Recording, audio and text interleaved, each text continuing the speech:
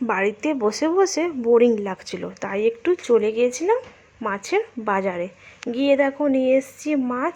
এটাকে না খয়রা মাছ, সমুদ্রের টাটকা খয়রা মাছ, তার সাথে কাঁকড়া। এটা হলো সমুদ্রের কাঁকড়া।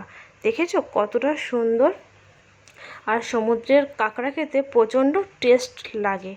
দেখো তারপরে একটু পেঁপে ছিল, পেঁপেটা ভাবলাম একটু কেটে নিই। আর পেঁপেটার কালারটা জাস্ট ওয়াও, সত্যি প্রচণ্ড পেঁপেটা, কি বলবো, প্রচণ্ড মিষ্টি ছিল পেঁপেটা। তাই কেটে নিলাম। পেঁপেটা কেটে সবাইকে দিয়ে তারপরে মাছ আর কাঁকড়াকে আমি রেখে দিলাম ফ্রিজে। তারপরের দিন আবার দেখো বের করে কাঁকড়াটা দেখো কত সুন্দর রান্না হয়েছে, দেখো মশলা মশলা করে নিয়েছি। আর এই কাঁকড়া খেতে তোমাদের কার কার ভালো লাগে কমেন্ট করে কিন্তু অবশ্যই জানিও। আর আমার তো দারুণ লাগে। এই কাঁকড়া একবার খেলে তোমরা ভুলতে পারবে না, মনে হবে যে আবার একবার করে খাই। সত্যি কি বলবো, অসাধারণ।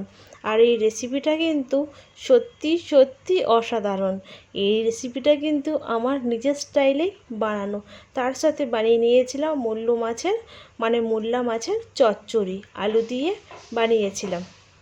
আর তার সাথে তোমাদের দাদাভাই আবার কাঁকড়া পছন্দ করে না, তাই তার জন্য বানিয়ে নিয়েছিলাম দই কাতলা বানিয়েছিলাম।